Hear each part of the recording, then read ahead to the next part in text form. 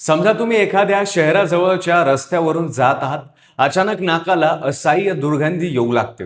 तो वास कुठून येत आहे हे पाहण्यासाठी तुम्ही थांबले, आजूबाजूला बघितलं आणि समोर शेकडो गायींचे मृत्यूदेह उघड्यावर सडत पडलेले दिसले. तर कदाचित तुम्हाला वाटेल की भारतातले दृश्य नाही, कारण भारतात गायीला एवढा मातेचा दर्जा दिला आहे.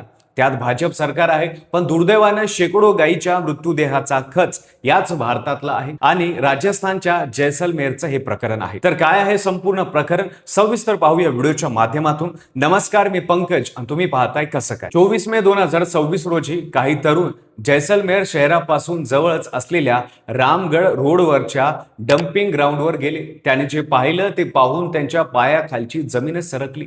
शेकडो गायीचे मृत्यूदेह खुल्या मैदानात फेकलेले दिसले. काही दिवसांपासून पडून असलेल्या त्या गायीचे शरीर कुजायला लागले होते. त्या तरुणांनी हे सगळं व्हिडिओत कैद केलं आणि सोशल मीडियावर टाकलं. काही तासात तो व्हिडिओ देशभर व्हायरल झाला आणि मग ज्या भाजपने गोवंश रक्षणाचा झेंडा सगळ्यात उंच धरला होता, त्यांच्याच सरकारच्या राज्यातून हे व्हिडिओ येत असल्यानं टीकेचा भडका उडला. बकरी ईद 28 मे रोजी आहे. दरवर्षी ईदच्या आधी गोवंश हत्येचा मुद्दा तापतो. यंदाही तेच झालं. भाजपचे नेते नितेश राणे यांनी व्हर्च्युअल बकरी ईदचं आव्हान केलं. पश्चिम बंगालचे एजीपी आमदार हुमायून कबीर यांनी ईदला गायीची कुर्बानी होणार असल्याचं वक्तव्य केलं आणि बंगालमध्ये त्यांचा जोरदार निषेध झाला. पश्चिम बंगालच्या भाजप सरकारने 14 वर्षापेक्षा कमी वयाच्या गोवंश हत्येवर बंदी घातली. थोडक्यात एकीकडे गोरक्षणाच्या राजकारणाची आग भटकत असताना दुसरीकडे जैसलमेर मधून एक थरारक व्हिडिओ समोर येतो. विरोधकांना हा मुद्दा हाती आला आणि भाजपवर प्रश्नांची भाडीमार सुरू झाली. जैसलमेर हे राजस्थान मधलं थारच्या वाळवंटातला जिल्हा मुख्यालय. राजस्थानमध्ये सध्या भाजपला शर्मा यांच्या नेतृत्वाखाली भाजपचं सरकार आहे. गोरक्षण हा सरकारच्या प्राथमिकतेचा विषय सांगितला जातो. मग या सरकारच्या राज्यात शेकडो गायी उघड्यावर सडक पडलेल्या दिसाव्यात हा प्रश्न राजकीय दृष्ट्या किती संवेदनशील आहे हे वेगळं सांगायला नको. जैसलमेर नगरपालिका दरवर्षी शहर हद्दीतल्या मृत्यू जनावरांची विल्हेवाट लावण्यासाठी एक ठेकेदार नेमते. 2025-26 या आर्थिक वर्षासाठी हे कंत्राट मिळालं होतं बारमेर जिल्ह्यातल्या शिव तहसील मधल्या सुवाला गावाचा रहिवाशी गोपीराम दुधाराम याला. कंत्राटानुसार त्याने शहरातले मृत्यू जनावर उचलायचे. त्यांना नियमानुसार 7 ते 8 फूट खोल खड्ड्यात पुरायचं, वर चुना किंवा मीठ टाकायचं. हा साधा नियम आहे, पण गोपीराम एक काम करत होता. जनावर उचलायचा पण पुरायचा नाही, थेट रामगड रोडवरच्या डम्पिंग ग्राउंडवर आणून टाकायचा. का? खर्च वाचवण्यासाठी. मृत्यू जनावर प्रतिक्रिया करण्याच्या 2 पद्धती असतात. एक म्हणजे त्यांना खड्ड्यात पूर्ण, दुसरी म्हणजे बंद कारखान्यात गरम वाफेत कातड, हाड, खूर, शिंग वेगळी काढून त्यावर प्रतिक्रिया करणं आणि इतर वस्तू बनवण्यासाठी त्यांचा उपयोग करणं.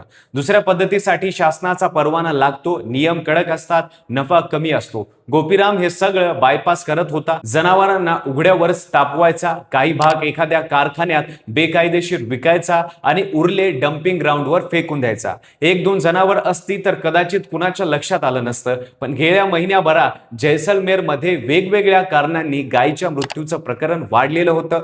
त्यातल्या 500हून अधिक गायीचे मृत्यूदेह गोपीरामने त्या डम्पिंग ग्राउंडवर फेकले.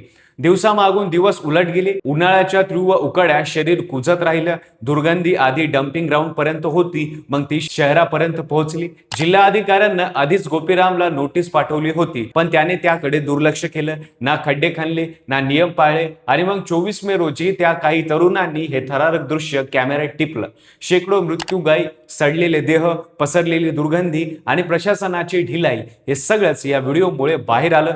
व्हिडिओ इंटरनेटवरून बघता बघता देशभर पोहोचला. हा व्हिडिओ व्हायरल झाल्यावर जे घडलं ते अधिकच धक्कादायक होतं, कारण हा व्हिडिओ फक्त एका ठेकेदारच्या निष्काळजीपणाचा नव्हता. हा व्हिडिओ एका मोठ्या राजकीय विरोधाभासाचा सुद्धा होता.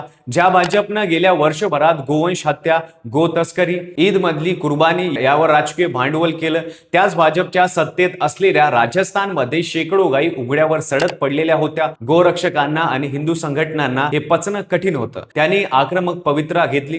सोशल मीडियावर लोकांचा संताप उफाळू आला. राजस्थान युवा काँग्रेस थेट ट्विट केलं, गोमातेच्या नावावर राजकारण करणारे आज गप्प का, असा सवाल विचारा. मध्य प्रदेश काँग्रेसचे सभारी हरीश चौधरी यांनी सांगितलं की पोखरणच्या मशीद प्रकरणात ज्या भाजपने मोठा हल्लाबोल केला, ती भाजप आता 500 गायीच्या प्रकरणात काय करते हे बघायचं आहे. राष्ट्रीय लोकशाही पक्षाचे खासदार हनुमान बेनीवाल यांनीही भजनवाल शर्मा सरकारवर कडक टीका केली आणि म्हणाले की गोरक्षणाच्या गप्पा मारताना प्रत्यक्षात काय होतं हे व्हिडिओ सांगतात.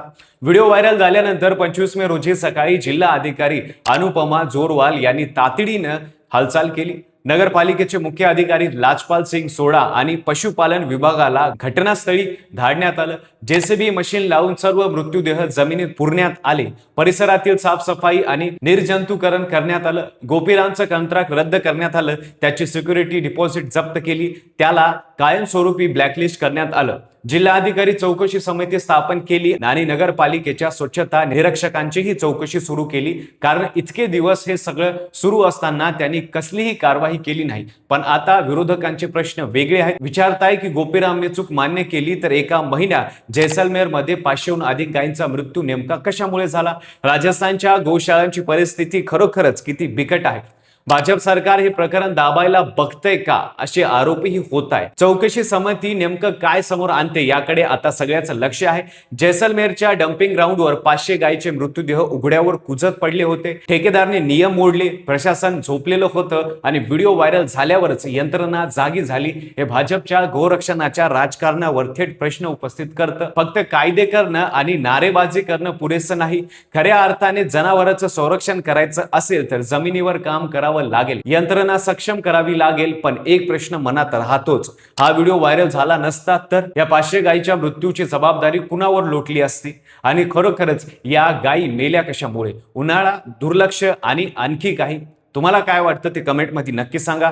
व्हिडिओ आवडला असेल तर लाईक करा. चॅनलवर नवीन असाल तर चॅनलला सबस्क्राईब करा आणि बेल आयकॉनला दाबायला विसरू नका. आणि पाहत राहा फक्त कसं.